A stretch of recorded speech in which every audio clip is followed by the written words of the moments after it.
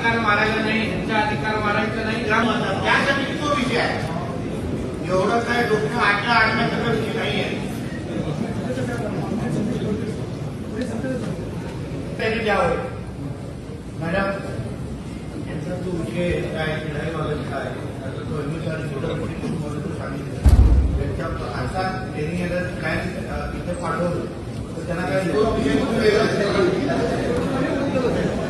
आता एक मिनिट थांबाय.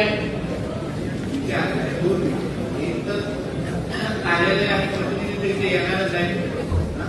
आज काय करायचं